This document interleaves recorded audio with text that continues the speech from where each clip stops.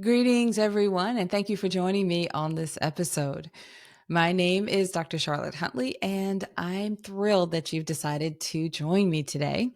On this podcast, we cover all sorts of topics at the intersection of public health and entrepreneurship.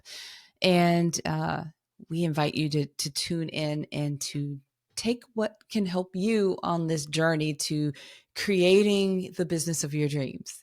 Now, I'm a public health entrepreneur and I have over 20 years of experience in public health and healthcare. And I've supported a lot of entrepreneurs along the way. I've also been a podcaster since 2017. So, although this podcast is new, I've been podcasting for a long time. This episode today is a continuation of what we just finished wrapping up developing your elevator pitch. And I knew that there was going to be a sequel, and I decided to just go ahead and put this right together because I wrapped up the last episode, which is episode 9, with a call to action, really leaning into you, encouraging you to practice, practice, practice. And then I said, practice some more. So I thought, let me come back and share with you some tips to make it easy for you to continue to practice your elevator pitch. Now, I encourage you to listen to episode 9 if you did not hear that one.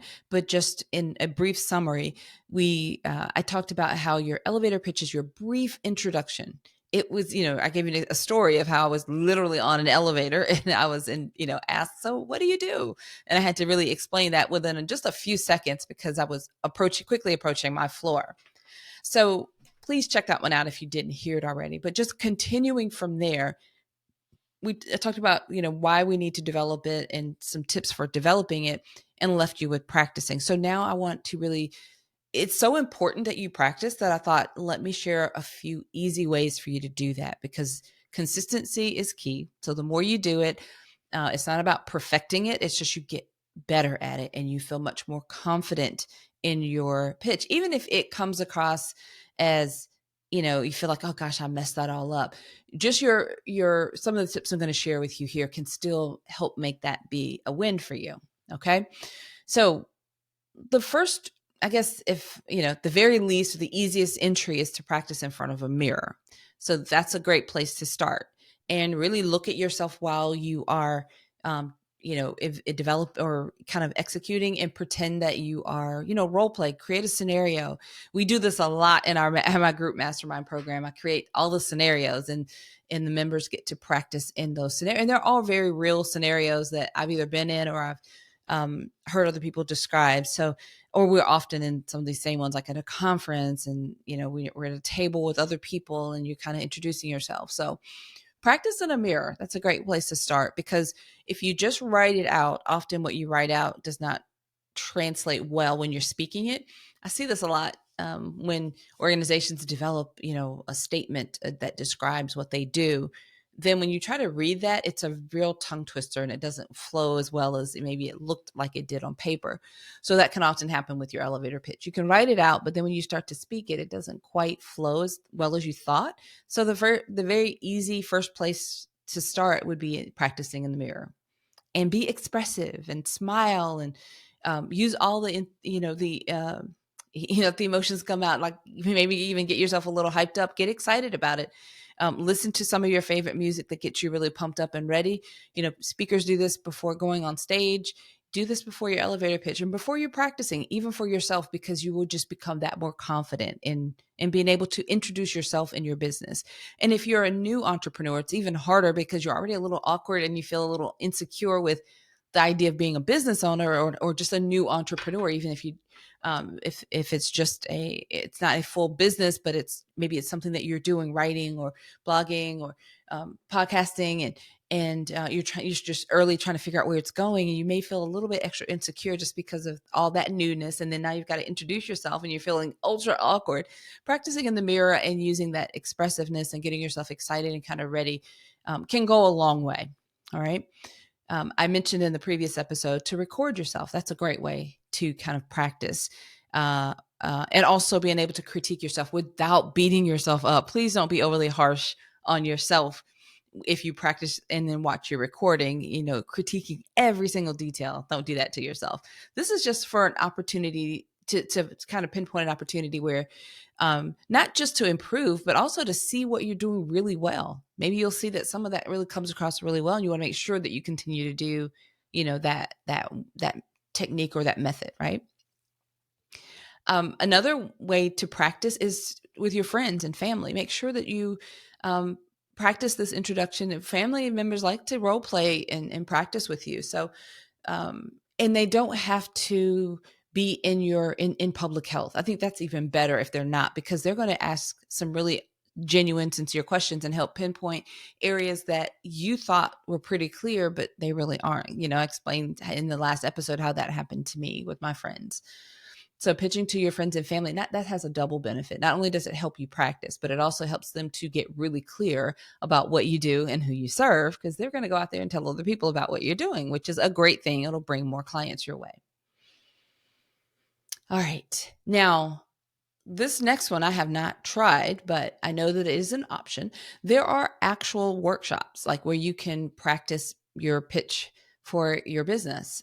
It could be a local meetup or group.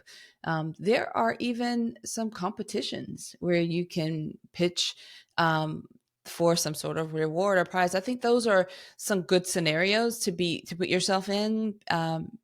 If you're up for the challenge. I think if I had the opportunity to do something like that close by in my area, I may give it a try.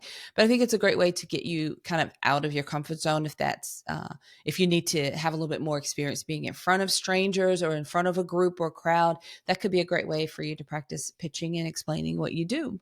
And sometimes those competitions aren't just an elevator pitch, not just a short few seconds, or a little bit longer.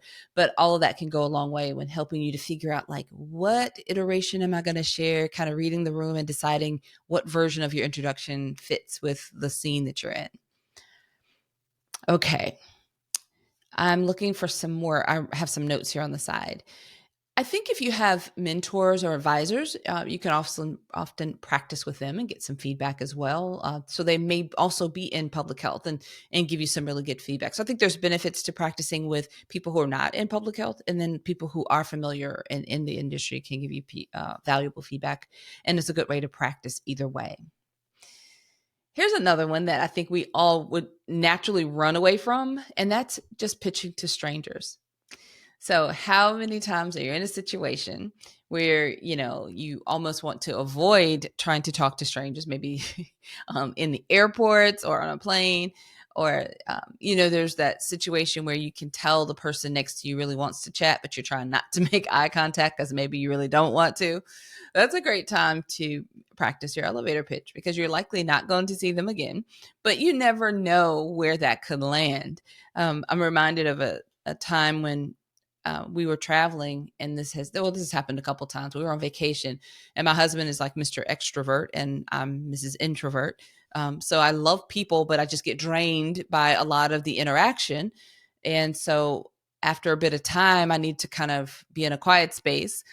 But he was actually talking with some people who were from the other side of the world from us. And there was the conversation. So what do you do? And I started talking. It turns out both of these people are in a similar industry in a European country. I'm in the US, they're a European country. And we had a lot of overlap. It was actually a very engaging, very interesting conversation. And I think at the very least, they ended up pulling out their phones. They found my podcast and started following. This is for my first podcast, the Public Health Epidemiology Conversations. But that just goes to show you that practicing with a stranger could just be practicing one and done. You critique yourself and move on. It could hit, or it could, kind of be a complete miss. They're not interested at all and they want you to go away. Or it could be a really engaging conversation where, you gain a new follower. And you never know where these things may lead. But practicing with a stranger is actually a little easier than scary. It may feel scary, but it actually may be a little easier, because you think, what have you got to lose? You may not ever talk to them again anyway. But, they could potentially be really aligned and interested in what you're doing. So give it a try. Practice with the strangers, practicing your elevator pitch, your introduction with strangers that you normally would look to kind of, avoid eye contact with or not really want the conversation. But I encourage you to just try the conversation and see what happens. This also happened a lot where and maybe just in certain communities, maybe your local area or out shopping, and just look for opportunities where you would normally shy away and not want to strike the conversation, but choose this time to just practice your elevator pitch and see what happens. Okay, a couple more ideas about how to practice, and then I'm going to wrap up for you. Um, like I said, there are those competitions and different platforms. I think there are even some pitching apps that you can download that can help you practicing your elevator pitch. Let's see. The big thing in practicing is to remember to iterate and refine. So, as important as it is to change and revise, it's equally important to hold on to the parts that are working well. So, keep the parts in your elevator pitch or your brief introduction, keep those parts in that are working well. And you'll hear this from feedback and just in general from conversation. So for myself, I have a couple of different iterations, and it just kind of depends. At the moment that I realize someone's about to ask, what do you do? I'm already searching in my mind, what version am I going to share with them? So at the very basic, simplified pitch for me is, I help large nonprofit organizations communicate their health information in plain language to the people in the communities they serve. Now, that very brief elevator pitch will often, if they're not my ideal client, they will understand what I'm saying, but not really care, and that's okay. But for my ideal client types, especially if they're part of a nonprofit organization, what I hear more is, oh, and they may share how sometimes complicated health information gets lost, or that resonates with them. Oh yes, I know it's sometimes that it's too complicated for people to understand, and then they will go back and forth a little bit, but they may come back with something and then I'll share something else. And what I end up hearing often is, well, tell me more, I really want to know more about how this works. What exactly do you do there? And that's exactly what you want. So again, like I was saying before, in developing your elevator pitch, it just needs to be concise and clear, and include who you serve and what you do, like your ideal clients and the problems you solve. That's what I did. My ideal clients, those large nonprofit organizations, and the problem I solve is, simplified health information. They need to understand their health information, right? Now, if I'm in a situation where I have a really good sense that these are my public health people, if I'm at a public health conference, for example, I may, change a few things in that initial introduction. That I may add in the fact that I'm specifically, I really do target BIPOC focused organizations. So those that are serving Black, Indigenous, and people of color. I'm a little careful not to just assume that everybody understands BIPOC if I don't know truly who I'm speaking to, like with the audience. But if I'm at a public health conference and I'm talking to people who are also attending this conference, and I'm asked the question, well, what do you do?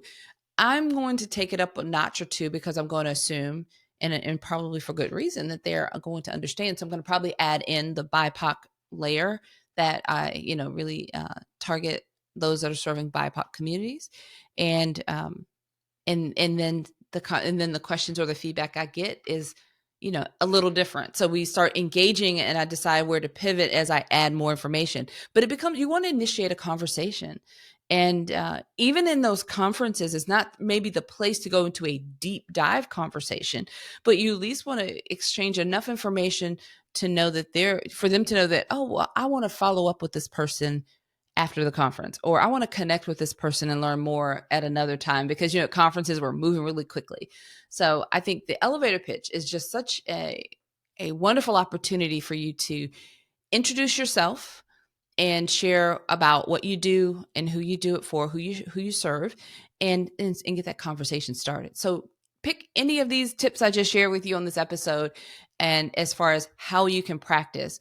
And hopefully I've given you enough reason. I've really sold this point of how important this is, that you will find a way to continue to practice and refine your elevator pitch or your brief introduction, so that people can get to know more about you and your business, and it attracts more clients your way, more ideal clients your way. All right. I am going to wrap up this topic for now. I could go on, because it's that important, and there's so much more that could be shared, but I'll just save it for later. All right. As we continue on with these episodes of the podcast, I do appreciate all of you who are sharing the podcast, and I continue to ask you to help us promote the podcast by sharing to your networks. You can share by, right now, if you're listening to this episode through one of the podcast apps, just share this episode with your friend. Use one of the sharing buttons. On our website, publichealthentrepreneurs.com, you can share the URL with your friends, share the website with your friends, and network and have them, visit our website. On our website, you'll hear about our mastermind program and this podcast. So the show notes are there, all the details are there. And then also consider writing a favorable review in Apple Podcasts. I would greatly appreciate that. This podcast is a tremendous effort on my part and the part of my team to create these episodes, to produce these episodes, and to consistently share them with all of you and keep them freely available. So I ask that you help us out by sharing the podcast and writing a favorable review in Apple Podcasts. So whichever option you choose, I just appreciate your effort to help us promoting this podcast. All right, everyone. Until next time, have a fantastic rest of your day.